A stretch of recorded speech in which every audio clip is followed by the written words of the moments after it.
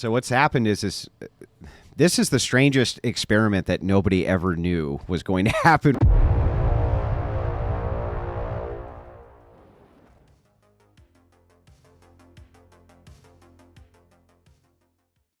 Something has clearly changed, like in the last 30 years. And this is why I don't even know how popular the term fourth wave feminism is, but third wave feminism was like the 90s, and there's something else going on, whatever you would classify this as. It's Well, not. I really think it does boil down to social media, and I'll give you the reasoning behind it.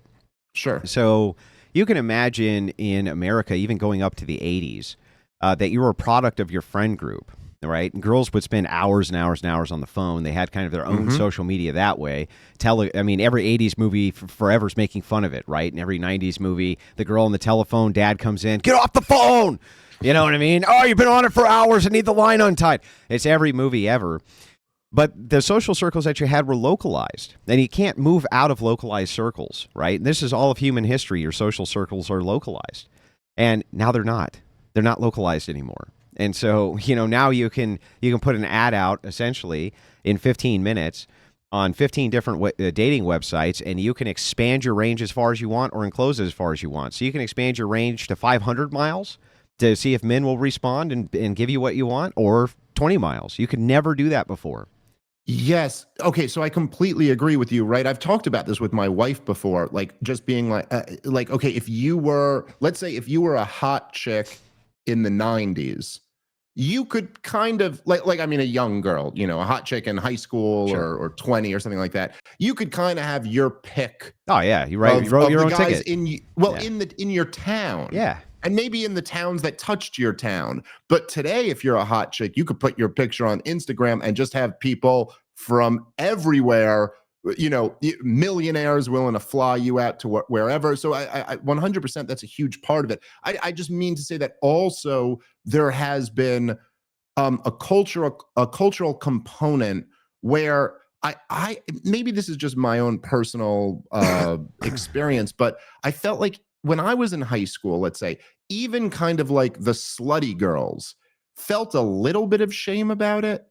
And I do think there was like a cultural component to almost trying to remove any sense of like feeling ashamed. I mean, look, again, when I was a kid, even the slutty girls, the idea that they would just have like, naked pictures of themselves for all the guys in their high school to see would have been like, no one could have fathomed that. Even those girls would have been mortified if they had known it. And now it seems like that's like, I'm not saying every girl's doing that, but it certainly is much more normalized than ever before. You're absolutely right. So what's happened is this is the strangest experiment that nobody ever knew was going to happen with the advent of the internet, right? We were like, oh, we got the Drudge Report. Yeah, it's the weirdest social experiment in history, and it'll be looked back on as just that, as this kind of bizarre social experiment. So here's the experiment. We are going to assume for a second that men and women are equally virtuous. We equally have the capacity for virtue. So what you're talking about with like, I don't want to be a slut. I don't want to be a skank. I don't want to be that, I don't want to be looked down on in society that way. I don't want to be a teenage mom. You know what I mean? All those things, bad virtues, they don't want anything to do with it. Well, what happens in this social experiment then, if we just assume for a second that all of these women, we can give them all this magic superpower. And the magic superpower is that the opposite sex, between the ages of you being about, 16 and 29, are going to do anything they can do to have sex with you. Whatever it is, they're going to attempt to do that thing in order to have sex. Now, this is your great superpower, okay? And you can take this superpower now and take it global, right? Before, everyone in your little domain, you all had your superpowers, right? But you had to stay inside your little petri dish. Right. Now we're going to make it airborne, right? Now the virus is airborne, and it goes all over the world. Well, the interesting thing is, think about this. Let's say you flip the experiment, and this happened with men. You give all the men the same superpower, 16 to 29. All women of the world would basically do anything they could to sleep with basically any man who was alive, right? We wouldn't really be much better, right? We would be all kinds of fucked up. We'd be all kinds of messed up. We'd be all kinds of screwed up if we could take that global and just whatever chick we wanted, if we just paid a little bit of attention to them and they would give us whatever the hell we wanted. we really wouldn't be any better. So on the virtue scale, what's happened is, because it's become a global phenomenon, the virtue's gone right out the window. It's gone right Yeah. out the window. Well, in a sense, as you're saying it, I've never really thought about that before, but as you're saying it, I think it would probably be worse Worse. because, well, if men had that, I just think nothing would ever get done. I think society would collapse. I mean, like if men just had access to sex, like on that level, on the level that like a 20-year-old chick has, Yeah. nothing would ever Yeah, get the whole thing built. would collapse. The whole Exactly. thing collapses. But And so- even in the reverse, it's collapsing. Right? It's yes. still collapsing No, because it was only supposed to be applied at the local level. Right. No, I get your point. I'm just saying, yeah, there's a slow burn collapse happening this way instead of free fall. I think the point that I'm trying to get at is almost that one of the things that's so tragic about it is that, and I have a whole bit about this in my stand-up set, but there are roles for men and women, and it's almost like what's so tragic is that the role for women is to not be that. That's the whole point. The whole point of like a society is that obviously men are going to be dogs to some degree, and men have to be civilized out of that. And you need kind of a good woman to kind of let you know, like, okay, I shouldn't just be chasing tail. I should be like kind of getting my life together a little bit. But in some sense, we count on women to be the ones who aren't men. Right. Well, And that's the tail's these end. women are acting like men. Right. Well, that's the tail's end, right? So you're talking about the masculine, like kind of the masculine flip. So you're talking about the feminine to masculine flip. But think about it the other direction too. So this is where it gets really interesting. So if you think about it at a local level, this is kind of brilliant, right? God's plan here, brilliant plan. So here's how it works. Localized, you're going to have X amount of men, not very many, who are these really high status guys. They kick the shit out of everybody. They make a lot of money. Everybody loves them. They think that they're great. They don't even particularly have to be handsome to be high status, right? They get the hot cheerleader. They make the good looking babies, right? They get the blowjob for breakfast. That's what happens for those guys, okay? They get the pick of the litter.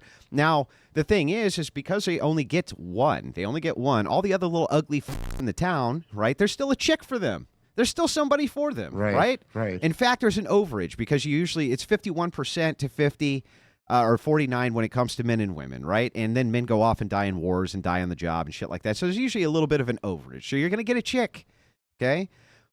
But what happens when you broaden that globally and you take that same cheerleader and now it's not just that one guy, that one Omega Chad. Now it's 1 million Omega Chads and they can compete for all of them. So the thing is that localized is a brilliant plan. This works great. I mean, you couldn't ask for a better plan than this until you make it airborne, until you make it viral.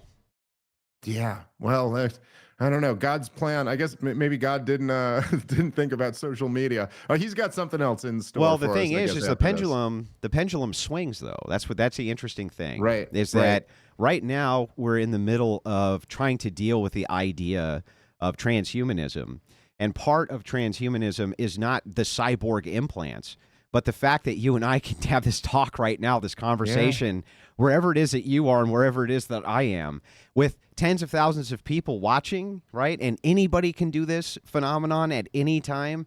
That's part of transhumanism. That's part of this idea of kind of elitely leaving your body and leaping into the next kind of age of man. But right now, we're trying to become socially adept at taking these technologies, which are so advanced and so new to us, and kind of figuring out a way to coexist with them. And we're not doing a good job because they're outpacing our ability to get used to them. You know, if you look at leaps in technology before, you take a look at like trains and things like that. They were around for a long time. People got used to them because they were around for a long time. Now it's like, I don't even know what cell phone we're on, right? I don't even know what cell phone we're on. I don't know what iPad we're on. I couldn't tell you the latest computer chipset. I couldn't tell you any of that shit. Yeah, well, it has been, the exponential growth has been pretty incredible. And I do think that look, I hate the term the pendulum swinging because it's always, it's often used in a lazy manner. And I think that, as things, it can often be like a coping mechanism for people who are losing to go, the pendulum's going to swing. And you're like, yeah, I'm sure there were some people in like the 30s in the Soviet Union who were like, things have gotten pretty crazy. That pendulum's going to swing back. And it's like, yeah, not till the 90s. So you got some time. But that being said, it does feel like on many different levels, there has been, the full-blown wokeism has only really existed for less than 15 years. And it does seem like something different is happening over these last couple years. And I think COVID had a lot to do with this. I think there were a lot of things that were just like a large percentage of the population was kind of like, this is enough. We're pushing back against this now. The trans kids thing has a lot to do with that. Like that was kind of a line in the sand, I think, for a lot of people. But look, the overwhelming thing from what I've seen of the Whatever podcast and Fresh and Fit and stuff like that, it makes me deeply sad. Well, the thing is that's depressing. Good, though, right? The visceral response is good to kind of shock you out of apathy.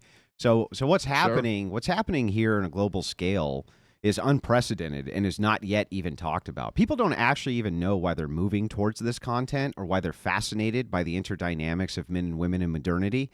They don't even know why yet, but they're going to. They're going to look back and see that this was a population collapse of epic proportion, which was global because of this idea of hypergamy.